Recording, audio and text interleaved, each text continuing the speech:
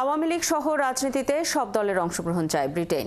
পররাষ্ট্র উপদেষ্টা তৌহিদ হোসেনের সঙ্গে বৈঠক শেষে যুক্তরাজ্যের প্রশান্ত মহাসাগর বিষয়ক প্রতিমন্ত্রী ক্যাথরিন ওয়েস্ট আশা করেন বাংলাদেশে গণতন্ত্র ফেরাতে ডক্টর ইউনূস একটা রূপরেখা ঘোষণা করবেন। সকালে পররাষ্ট্র মন্ত্রণালয়ে এই বৈঠকে বসেন তারা। এ সময় ক্যাথরিন বলেন, শান্তি শৃঙ্খলা এবং আইনের শাসন প্রতিষ্ঠায় অন্তর্বর্তী সরকার অঙ্গীকারবদ্ধ। বাংলাদেশের রাজনীতিতে সব দলের সমান অংশগ্রহণ চায় দেশটি। লন্ডনে থাকা বিএনপির ভারপ্রাপ্ত চেয়ারম্যান তারেক রহমানকে ফেরানো প্রসঙ্গে জানতে চাইলে ক্যাথরিন ওয়েস্ট বলেন, কোনো নির্দিষ্ট ব্যক্তির বিষয়ে কথা হয়নি, তবে সরকার চাইলে সহায়তা করতে প্রস্তুত Britain. I welcome the interim government's determination to build a better democratic future for the people of Bangladesh. And as we have a very strong, steadfast friendship with the people of Bangladesh, we want to build the strong partnerships and build on that important building block of the strong ties and also with moving towards that democratic future. এ বিষয়ে আরও জানাতে পররাষ্ট্র মন্ত্রণালয় থেকে যুক্ত হচ্ছেন সহকর্মী Parvez Reza. Parvez, British প্রতিমন্ত্রীর সাথে বৈঠকে পররাষ্ট্র উপদেষ্টার আর কি বিষয়ে আলোচনা হলো?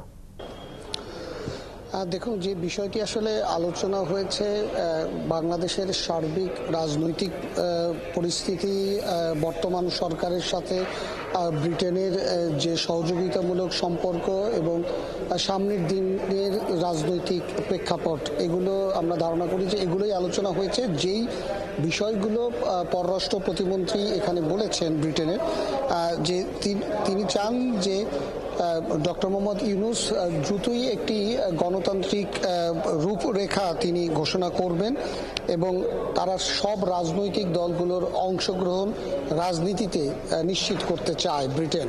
এবং সেক্ষেত্রে তাকে আলাদা করে প্রশ্ন করা হয়েছে যে সেক্ষেত্রে তারা আওয়ামী লীগকেও মনে করেন কিনা, যে আওয়ামী লীগের অংশগ্রহণও যাতে রাজনীতিতে নিশ্চিত হয় সেটিও তারা চিন্তা করেন কিনা। তিনি সেখানে বলেছেন যে হ্যাঁ, তারা সেটাও চান এবং অর্থাৎ সব দলগুলোর সাথে যাতে এই বাংলাদেশের রাজনীতিতে তারা যাতে সমান অধিকার নিয়ে রাজনৈতিক চর্চা করতে পারেন, সেই বিষয়টি এর আগে আওয়ামী লীগের সরকারের সময় যেভাবে বৈশ্বিক প্রেক্ষাপটে নানাভাবে তারা বলেছেন, ব্রিটেন সহ মার্কিন যুক্তরাষ্ট্র সহ যেভাবে বলেছেন, আজকেও ঠিক সেরকমই একটি প্রতিধ্বনি আমরা এখানে আজকে শুনতে পেলাম তার বক্তব্যে।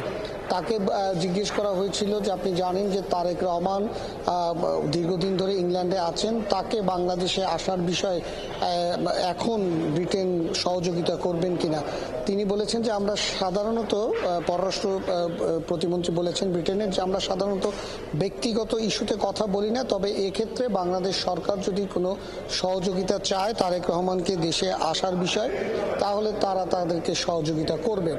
তো পুরো বিষয়টিতে এইটুকু বলেই তিনি মাত্র ৩-৪টি প্রশ্ন নিয়েই তিনি চলে গেছেন। আমরা আসলে অপেক্ষা করছি এখন পররাষ্ট্র উপদেষ্টা তিনি একটি হয়তোবা বক্তব্য দেবেন সাংবাদিকদের উদ্দেশ্যে এবং সেখান থেকে আরো বিস্তারিত তথ্য হয়তো আমরা জানতে পারব।